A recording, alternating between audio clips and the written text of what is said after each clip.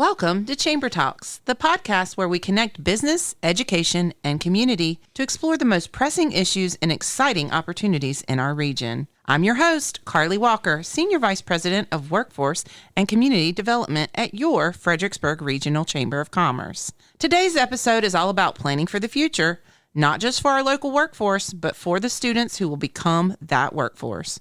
We're diving into the proposed changes from the Virginia Department of Education, VDOE, around graduation requirements, including potential new benchmarks for internships, externships, and college career readiness. These proposals, if adopted, could fundamentally shift how we prepare students for the life beyond high school. So what does this mean for our students, schools, and businesses? How do we as a region adapt and prepare together? Joining me today are two incredible educators and administrators and community partners who are not only leading this work in their school divisions, but also actively shaping our regional workforce development strategy. First, we're excited to welcome Emily Hall, Work-Based Learning Coordinator for Spotsylvania County Public Schools. Emily is a passionate advocate for student career exploration and hands-on learning. She plays a key role in connecting the classroom with real-world opportunities, ensuring students are prepared to thrive beyond graduation. We're also joined by Stephanie Carter, who leads work-based learning for Stafford County Public Schools. Stephanie brings a strong commitment to student success and equity, helping to expand access to meaningful work-based experiences for all learners. Today, we'll explore what the proposed VDOE graduation requirement changes could mean in practice, how Stafford and Spotsylvania are preparing, and most importantly, how the business and nonprofit community can step up as vital partners in shaping the workforce of tomorrow. Let's get into it. Welcome, ladies. Good morning. Thank you. Yeah, we're excited to have you. So I would be remiss not to ask you this because I have educators and administrators in our podcast room here today. So before we jump into the topic at hand, let's start with a fun one. Can you each share a teacher who made a lasting impact on you, and what was it about their teaching or support that stuck with you? You go ahead. Okay, I would have to start with my kindergarten teacher, Miss Harnacher. I just remember her being so kind and compassionate, and I think those traits carried over into who I am today. Wow, all the way back to kindergarten. All the way back. That's powerful, Emily. What about you, Stephanie? My favorite teacher, the teacher that has made the biggest impact on me, was Betty Roberts. She was my 9th grade algebra teacher, and I always felt that I was not good at math until I had her, and she really helped build my confidence and had me teaching. I would tutor students after school, and so she really helped build my confidence, and her approach I carried all the way through teaching and even to administration, because one of her foundational tenets was about mutual respect. So I adore her, and I would see her in the community when I go back to visit my parents, and I always tell her she's with me every single day as an educator.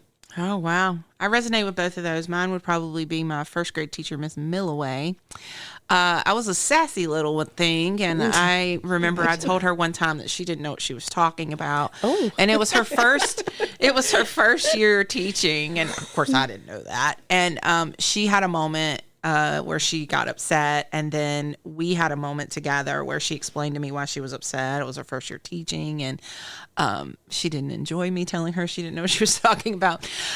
Nonetheless, it allowed us to be vulnerable with each other, even at such a young age for me, and I'll never forget it. And then from then on, I used to see her out in the community, and we used to laugh about how sassy I once was. Not so much anymore, maybe. I don't know. Depends on who you ask. Yeah. So the reason why I asked that question is because I want to promote that we have a teacher appreciation brunch coming up on June 18th. It's presented by the University of Mary Washington College of Education, and nominations are open right now. And we have various categories from long tenured teachers to teachers that work in groups, counselors, administrators. So I encourage anyone listening to go take a look at our nomination opportunities, and plan to join us on June 18th for our teacher appreciation brunch. And we are going to be doing a teacher supply drive as well, and that is sponsored by Walmart. So awesome. Okay. So we have a lot of proposed changes coming down the pipeline from Virginia Department of Education, and that affects our lives immediately. So one or both of you, can you summarize the proposed changes to Virginia's graduation requirements, specifically around internships, externships, and college and career readiness benchmarks? I don't mind taking this one. One thing to keep in mind is the graduation requirements themselves aren't changing yet. They've told us it's coming, but it's not happening next year or this year or anytime soon. But what is changing is how schools are evaluated through a new school performance and support framework. A major component of this framework is our 3E readiness, which measures whether students are ready to enroll in post-secondary education, enlist in the military, or be employed in a high-demand career field after graduation. Some of the most significant changes are tied to that employment category, which is where work-based learning plays a key role. If you think of work-based learning as a continuum, from activities like guest speakers and job shadowing all the way up to youth registered apprentices, that's under that new model, that expectation shifts to that higher end of the continuum, emphasizing more in-depth real-world engagement. And when you say in-depth, can you tell us more about that? Like when you say in-depth, real world, or Stephanie can take on anything. Do you go ahead? Okay. So students must now complete at least 90 hours, and that's an increase from what we've had in the past. They have to earn an industry recognized credential or its equivalent, which used to be optional, but now it's a requirement as part of the work-based learning. Each student must be paired with an industry professional who provides that ongoing supervision and documentation, as well as must be tied to a CTE aligned course. And in the past, we were able to tie it to anything, as well as we're able to fill it through a variety of different pathways, such as school-based enterprises, internships, entrepreneurship, as well as apprenticeships, and even looking at maybe some hybrid models of how we can make sure we're meeting all students' needs. Interesting. I think the overall goal really is for students to become more immersed and have a deeper, richer experience instead of kind of a superficial or a surface level exposure to the industry. I think the DOE is really trying to promote students getting in there and really getting experience to understand what it needs to be in that profession and help them get the training they need to be successful. Right. So 90 hours. 90 hours. That's a lot of hours. So we take on interns and externs here at the Chamber of Commerce, and usually an extern is about a week. So that's, 40-hour week. And then an internship is semester based usually. But even that, neither one of those would hit 90 hours in those scenarios, especially if they're in high school. Because, high school is, they got sports and class and other requirements, extracurricular, that type of thing. So what does that feel like? I think one thing to note that's important is that it is 90 hours, but that is a reduction from 144 hours that was the original proposal. And so the DOE is continuing to collect feedback and make adjustments.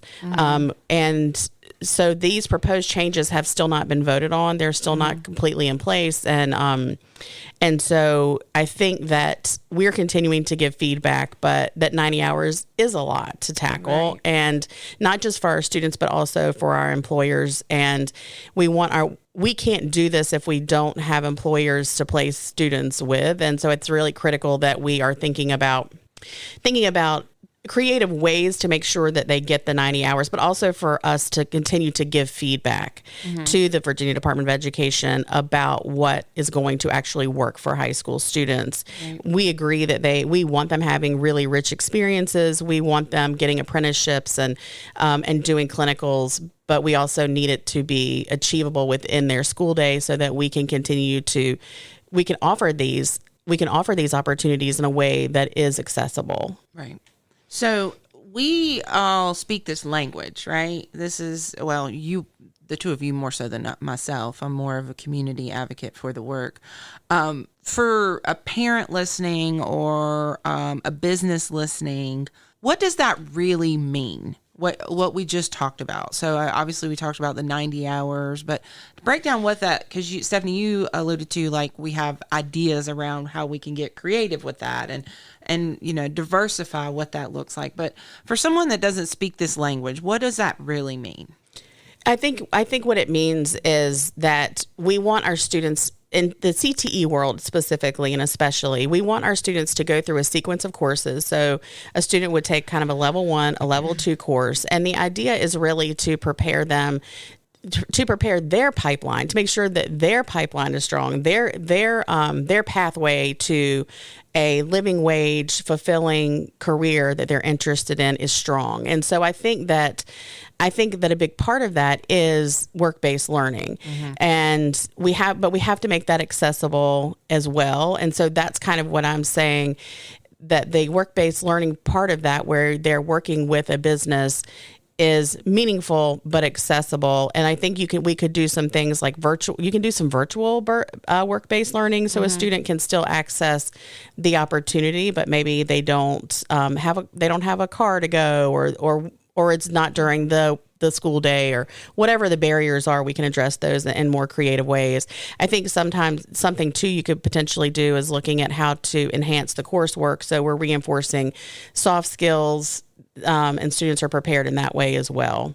And so I think we're all still figuring it out, but the overall goal is for our students to have the preparation and the education, and then the experience of applying what they've learned. Absolutely. I think another thing too is that we also offer school-based enterprises. We already have those in our buildings and our programs. Right. And so it's just looking at those to make sure that they're for 90 hours, as well as reaching every single student that happens to be in that program.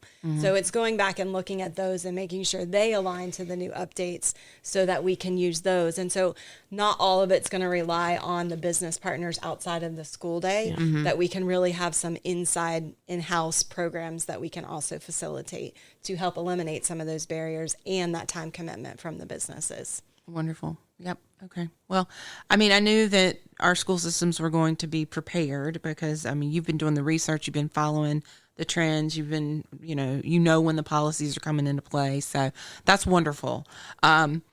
So we've talked a lot about some acronyms too. Again, I just want to make sure our common listener understands what we're saying. So CTE is Career Technical Education.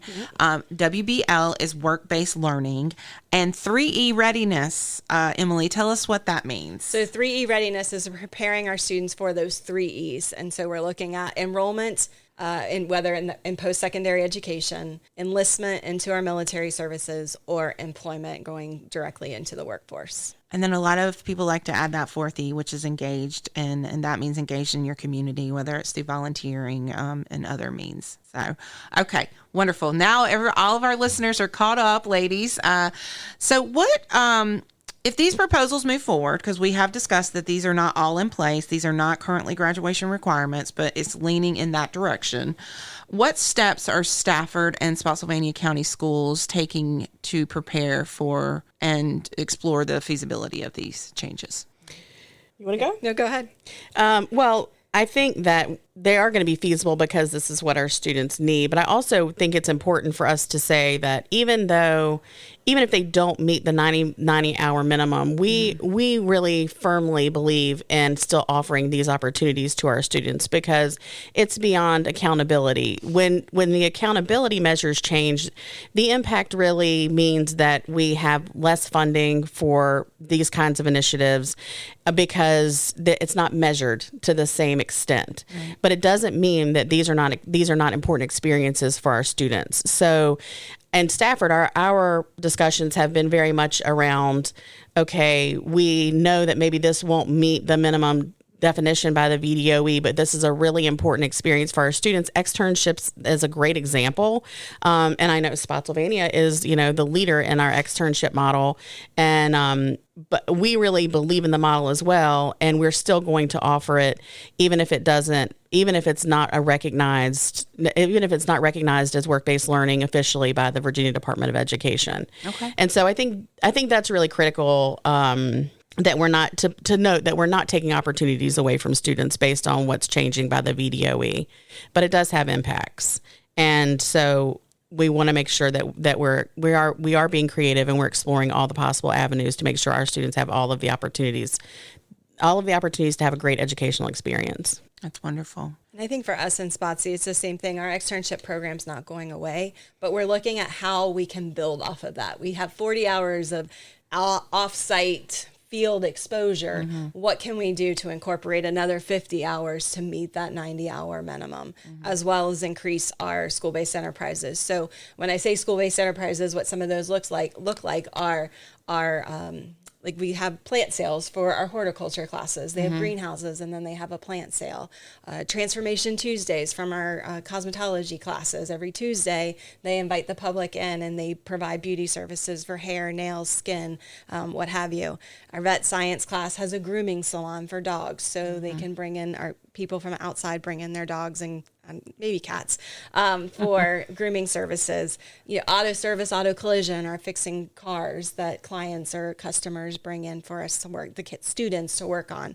So it's growing those, making them stronger, meeting that 90-hour requirement, as well as building off what we already have established in our externship program. They start with those 40 hours. What else can we do to supplement that? Right. That's wonderful. And Stephanie, you said something about, making this available to our students regardless. And I think it's very important. And then we established that 3 E's is enrolled, enlisted, or employed. And so I think regardless of what E you're looking towards, I think these experiences are important because it is real world opportunities. It's putting our students out there. Like I said, we like to practice what we preach here, and we take in interns, externs. We have a VTOP intern as well right now. And just watching them have those aha moments of like, oh, something as simple as that's how you professionally answer a phone. Yes. Like answer a phone. They don't know how to pick up a real landline. Right. I pick up a phone or, taking them on site to like a major event we do, and they just see all the moving parts and they're like, I had no idea this much went into an event. And saying to me, one of them said to me, I never want to do an event again. And so now they know that they don't want to do that. They don't want to pursue hospitality when they go to their, whatever their 3E is. So, I think it's really important, regardless of what their goal is to make sure we're immersing them in these opportunities. So I'm glad that you both are agreeing to continue on with that work. Oh, yeah. So how might these requirements impact your curriculum planning, your counselor advisement, and your partnerships with employers and higher education institutions? Let me take that one. Go ahead. Okay. From a curriculum planning standpoint, we again have to go back and look at what we're teaching inside the classroom and how we might be able to implement those 90 hours of work-based learning into instructional time, looking at our space and our resources. On the counseling side, we've got to start looking at ensuring students are taking and on track to be CTE completers, which means they complete a sequence of CTE courses to make sure that we're meeting that part of the employment framework. They have to be a CTE completer. Counselors are going to have to be well-versed in CTE course sequences and incorporate those into their students' 4-year plans. And that starts as early as elementary school. So we've got to make sure that our counselors are on board with this. And then for our business partnerships, we'll not only need to continue to grow our network of industry partners, but also educate them about the new expectations. And we recognize that this may lead to additional paperwork or logistical requirements. So it's critical that we co-design this process together as a partnership to make sure it works for both us as well as the employers. It's just going to mean that students have better access to internships or apprenticeships, but we're also realistic that it's going to take time and energy and staffing for our businesses to host students, as well as the colleges and universities are also looking for these type of experiences for their students. So making sure that we're all working together and anticipate that increased competition that's going to be out there for all students. So as long as we can coordinate it across the K-12 with our industry partners and higher education, this presents a powerful opportunity to create a more meaningful and equitable pathways for our students. Absolutely. And I want to pull out a word that you said. You said co-design. I think that's really important because for all of our Chamber of Commerce members listening out there, the business community has to work with our schools. It is vital that the businesses work with our schools. And so when we provide you opportunities like workshops and, opportunities to go tour the schools and learn more about their CTE programs, please take advantage of that because we have to work together to make sure that we are, working with the future workforce and keeping our students here and our community thriving. I think you bring up a really good point about engaging with our business partners. We have advisory boards. We have numerous advisory boards in Stafford, and I know Spotsy does as well.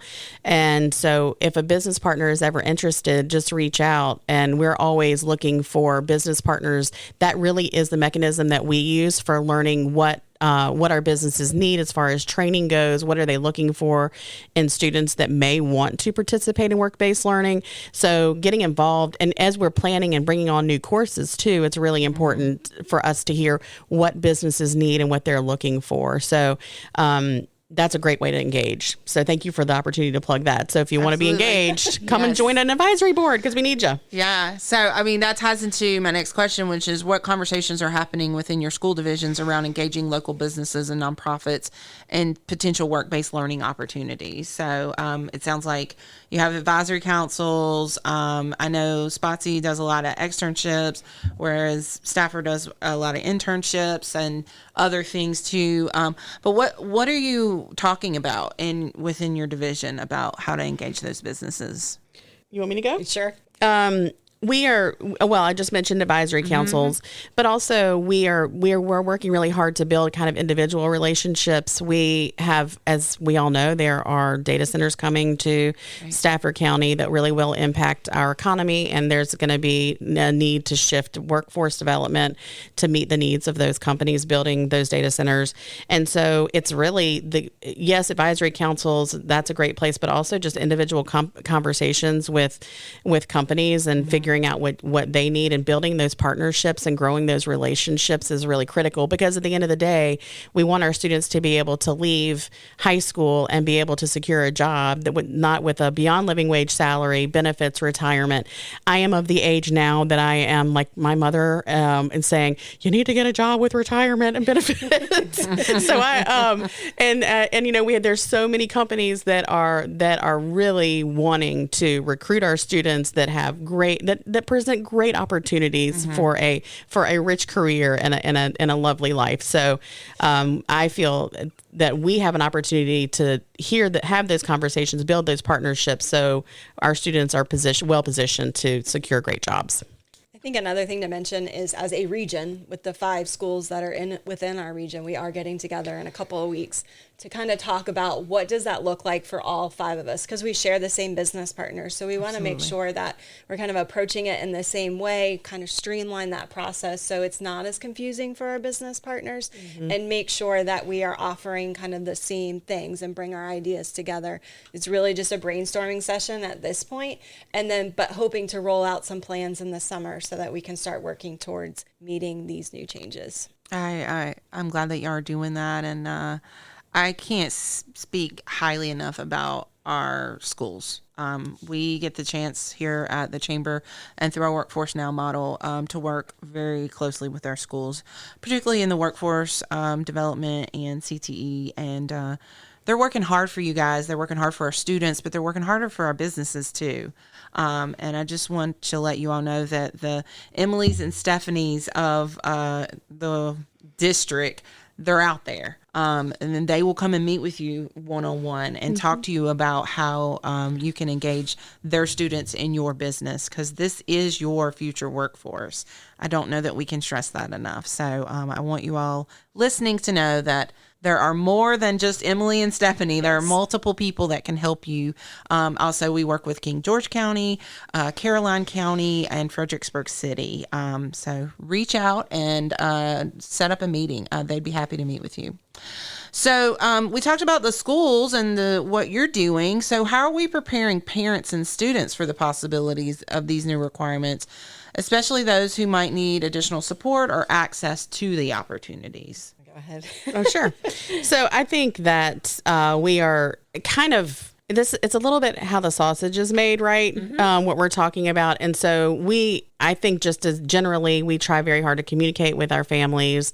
And so they may not know necessarily about all of the new requirements and that kind of behind the scenes work that goes on. But we, obviously making sure they understand the graduation requirements and any of those changes. Our school counseling departments do an amazing job of that and making sure our students are well prepared there.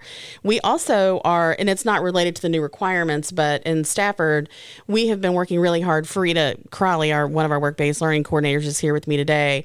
And she and her colleague, Scott Flath, have done this incredible job of all the way from elementary school. We have a full plan for helping our parents understand what pathways look like, how students can leverage the education they have available to them to pursue whatever career that they want.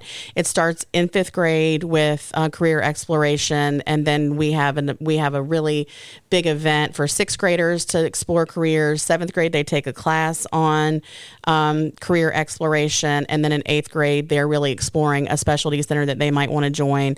So I think we've done a really intentional.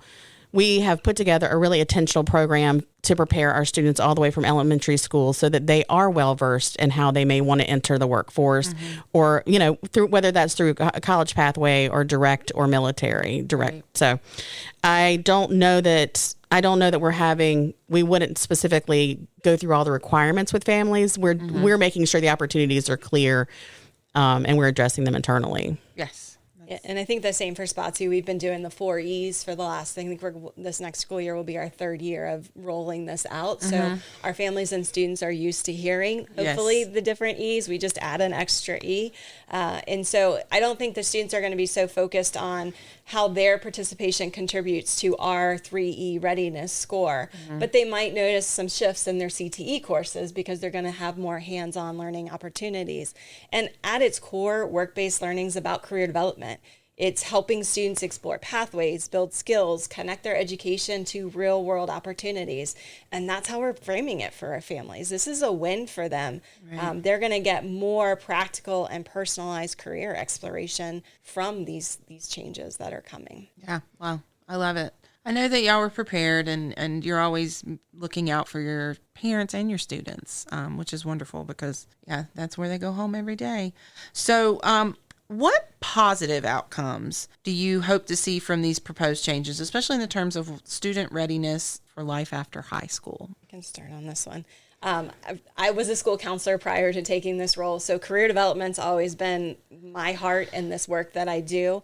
And I think the heart of these updates is that goal of authentic preparation. We're ensuring that when students graduate, they're just not academically qualified, but truly ready for what comes next. Whether they're heading into college, the military, or straight into the workforce, we want them to leave high school with real skills, real confidence, and a real direction. And I think these changes really help guide our families and our students towards that.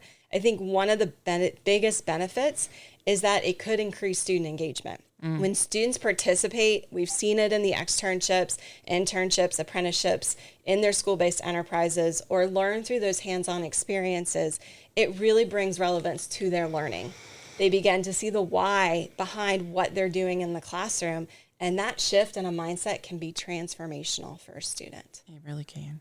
I could not agree more with what Emily is saying about the relevance and then the being able to connect that with what you're learning and how it actually applies in the world. I know, and even as an educator and as a grown person, when I went through graduate school and then I became a principal, like nobody prepared me for, it's kind of like trial by fire, right? And so I think that just reinforces that getting in there and really seeing the day-to-day and what it looks like is really, really, it's so important. And I would say that is a positive piece of this new system, that really kind of reinforcing the need for apprenticeships and internships that are meaningful and deep. And so students can really, I think that is the positive piece for sure. And I think we'll see more students graduating with purpose, feeling empowered about what their future looks like, as well as stepping confidently into whatever path that they choose because they've taken part in these processes.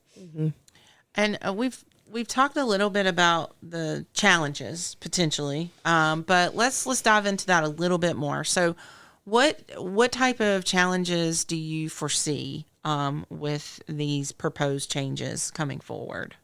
I would just reiterate what I said earlier. I think that when things are not measured, then the funding tends to go toward the things that are.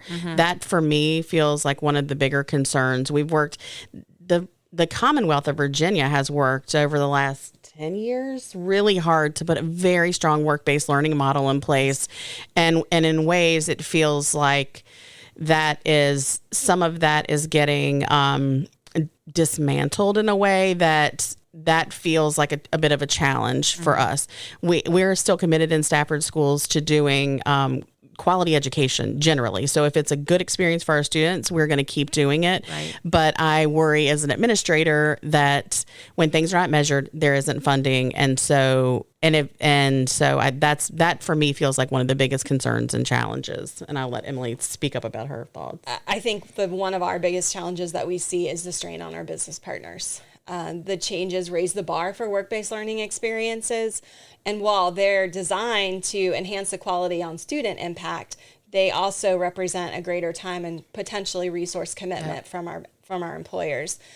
We know our local businesses already do a lot to support our students, and many of them are small or mid-sized operations and with limited capacity. So if we're not careful, we risk overwhelming them or at worst losing their participation altogether. Yeah, I agree with that. Yeah. Well, it sounds like businesses, again, out there listening, you just got to stay the course.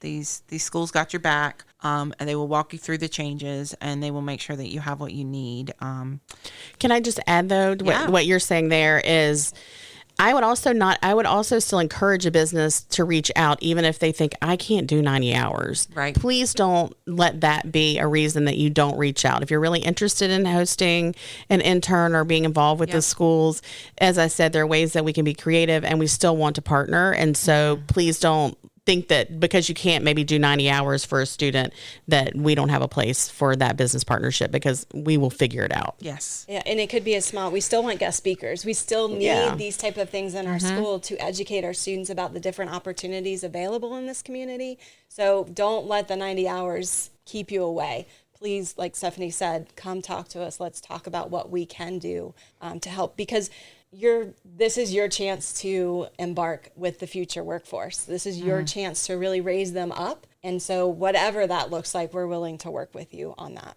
Yeah. Career exploration is vital, regardless as if you're providing them a requirement. It's still extremely vital for these students and to have these experiences that we've talked about, which is great. So thinking about moving forward, what feedback opportunities exist for educators, families, and the business community to weigh in on these proposed changes? Because a lot of people like to have their voice heard. We know that. So what type of opportunities exist? So from my understanding at this point, the only item still under discussion is how work-based learning is going to be factored into that 3 readiness framework. The updates to the work-based learning, those 90 hours, all the requirements that they've added have already been voted on and finalized by the Virginia Department of Education. However, they are seeking public input on that remaining piece of how it fits into that 3E readiness framework, specifically in the employment category, because that's where that work-based learning is going to fit into. So there is still some opportunity. I believe the board meets at the end of this month. And so it's a short window of time, but there is a little bit of a window of time for people to voice their concerns or praise about this framework that they're getting ready to finalize. Okay. So if these, how do they really truly impact our businesses? So we've talked about like the 90 hours, and Stephanie, you mentioned like,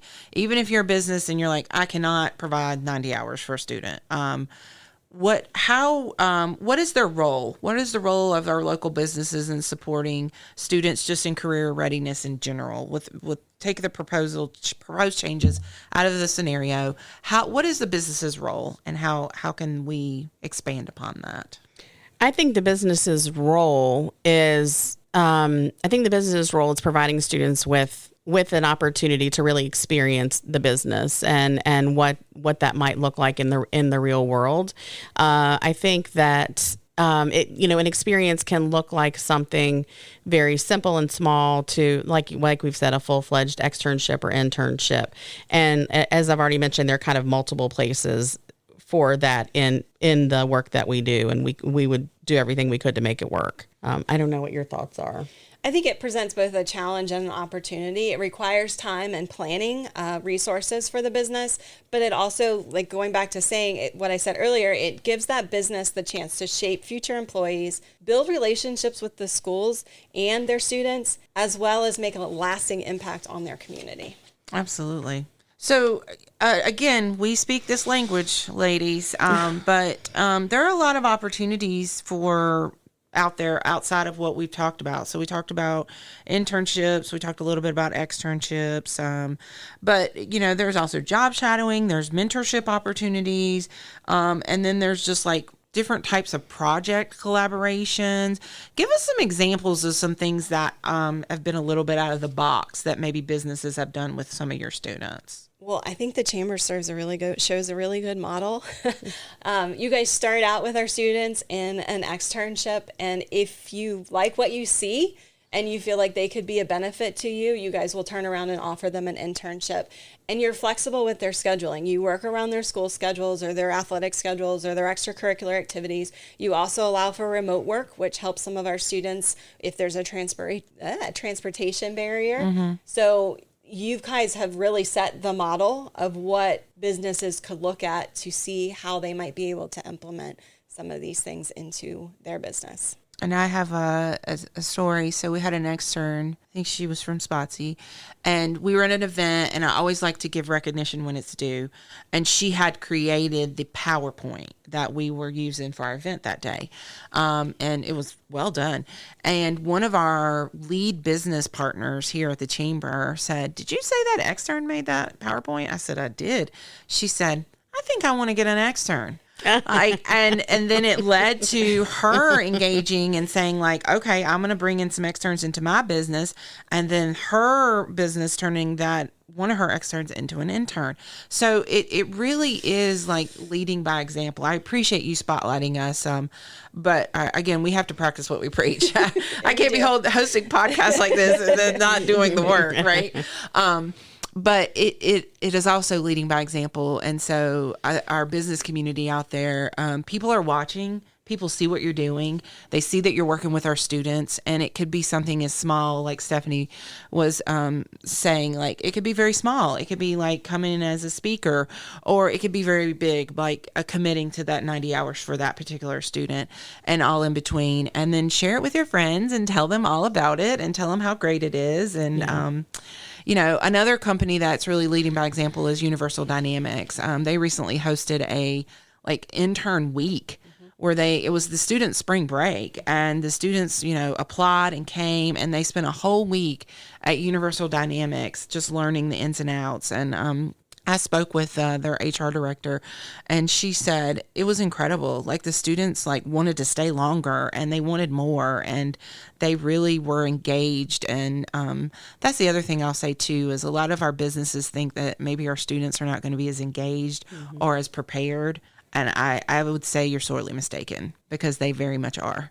When we have our intern expo, a lot of businesses, almost every year, they come to me and say, I had no idea how prepared they were. So That's great. I just really encourage our businesses to reach out again and become partners with our school systems. And I think another thing that it does is it re-energizes the business, your Yes. staff. When the kids come in and they're all fired up about what you're doing that you view as a mundane task that you do every single day. Right. Yeah. But it circles you back to your why. This is why I got into it. This is the excitement that I had when I first started. And it really re-energizes your staff that are impacted by the externs or the interns.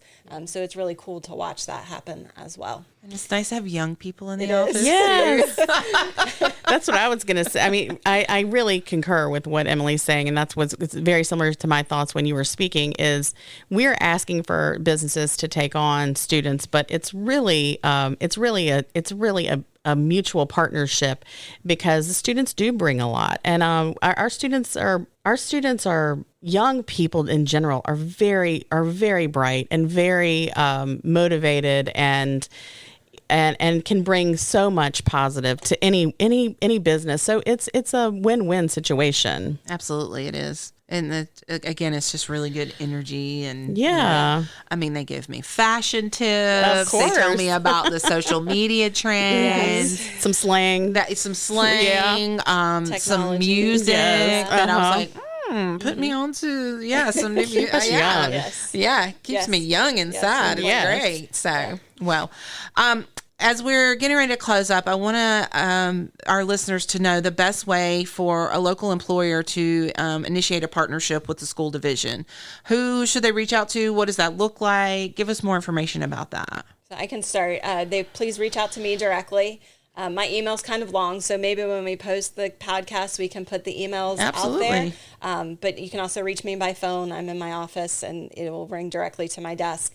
But once we get your contact and we start connecting with you, we'll schedule a virtual or in-person meeting to learn more about your business, understand what your capacities are, and develop a customized plan for a partnership. And whether that's internships, externships, apprenticeships, or something more tailored, we're going to work with you to meet your needs. Awesome. Stephanie, what about Stafford? Same for us. I would say to reach out to Frida Crawley or Scott Flath. They're our work-based learning, or Nikki Jackson's in our communications department. They all work on building our partnerships and do that communication. So when you post Emily's information, I'll give you ours to post as well. Absolutely. The same. And we'll be happy to include King George, Carolina, and Fredericksburg City in that as well, because we all, as Emily said, we all work with the same businesses in Planning District 16, and there's a lot of crossover.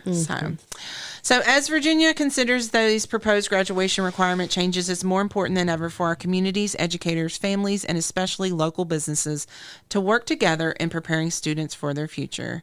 A huge thank you to Emily Hall and Stephanie Carter for joining us today and for the vital roles they play in shaping the workforce of tomorrow. Their insights and leadership within our Workforce Now committees, as well as their work organizing impactful programs like what we host here as the Intern Expo and Mock Interview Day, continue to make a meaningful difference across our region. Most importantly, their daily work with students in Spotsylvania and Stafford County Public Schools helps bridge the gap between classroom learning and career success. That's it for the episode of Chamber Talks. If you're a business owner or community leader looking to get involved, now is the time. Let's continue building strong partnerships that benefit students, strengthen our workforce, and grow our region. Thank you, Carly. Thank you. I hope you can hear me, because this thing is